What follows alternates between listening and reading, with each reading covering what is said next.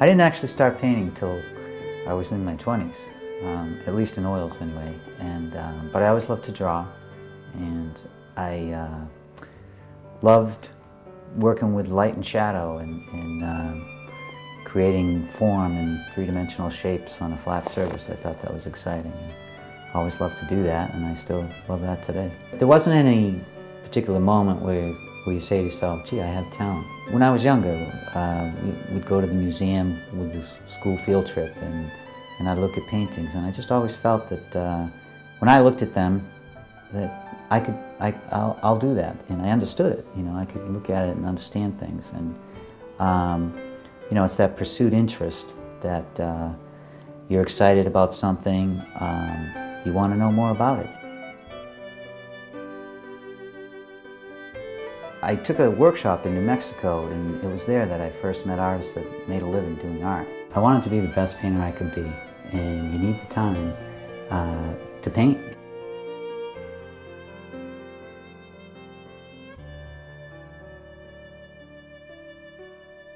The first time I went to Europe, a friend of mine had booked a trip for himself for about 6 weeks. We arrived in Florence, and I told my friend Scott, I just have to stay, and I knew I'd have to come back, and the art, everything about it, I just really loved it. I went back and forth about 12 times to Italy, and other parts of Europe, but primarily Italy. And I'd study the artists in the churches and in the museums there. It blew me away. I'd study, stare at a painting for days on end. Literally, I'd stare at a painting for like 3 days, and the people in the museum, you know, after the first day, they kind of look at you with a funny eye. Middle of the second day, they come up to you and they say, hey, can I help you? And tell them what you're doing, and then by the third day, they're giving you books, and they're really friendly and treat you really nice. But I would study a painting, and I'd just stare at it, and things would come to me. And I'd start to absorb and understand how they did things. And then I'd go home and work on that for 6 months, and I'd go back again.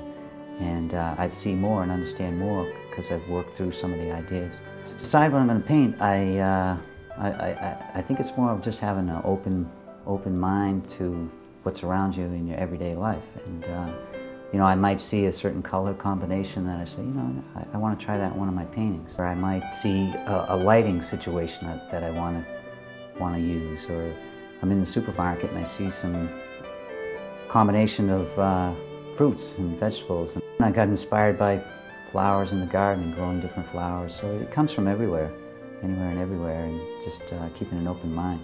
I generally have many more ideas than I can actually paint. The way I prepare for a show is, first of all, to try to have as many canvases of various sizes ready to go. So if a inspiration strikes, I have the canvas for that size that's needed.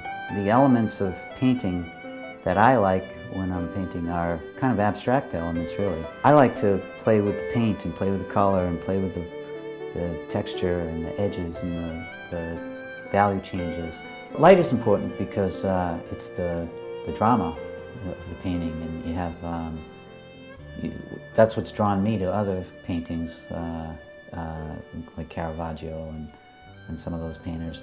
The drama that the light can create, the areas of strong light versus areas of darkness. One of my gallery owners tells me, you know, when you walk in the gallery and you see one of your paintings on the wall, you see it from across the room, and I think the light is a big part of that. Textures is important. It leads the eye in the painting.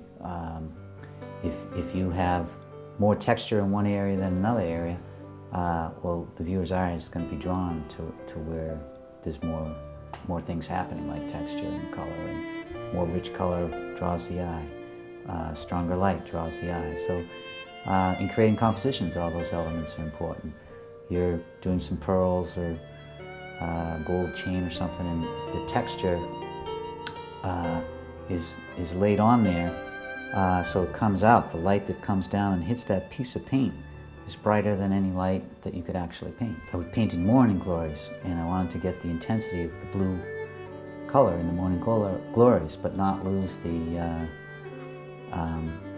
brightness. So the blue I used, I also mixed in some chalk, and the chalk allows the blue to keep its intensity but become more translucent. So when you lay that over white, it stays really bright but keeps the intensity of the color. So those little discoveries are fun for me to do, and I work at that all the time. When you see one of my paintings, seldom, if ever, what you see is really what was in front of me.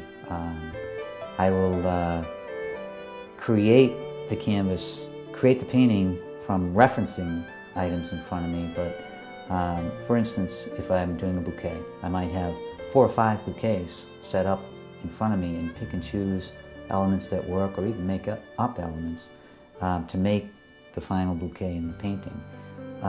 Vases and a lot of the objects in the paintings don't exist.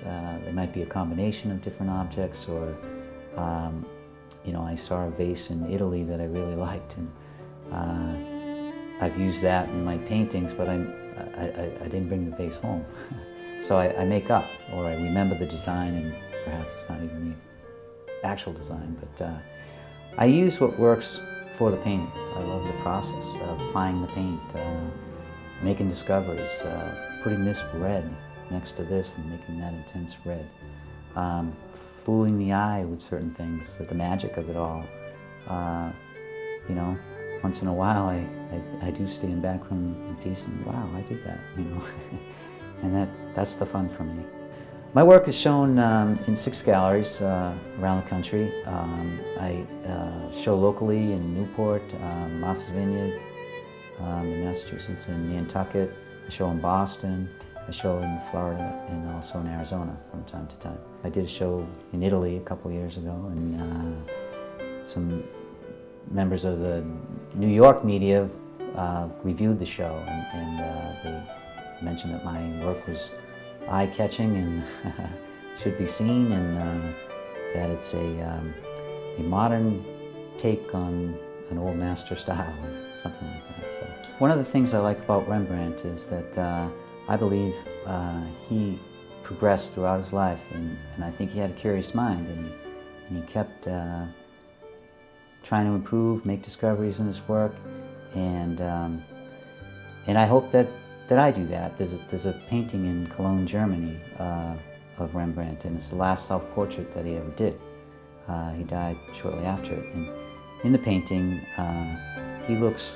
he's frail, he looks old, but he's got a little sparkle in his eye, and the smile on his face is a satisfied smile, and, you know, I hope that's me.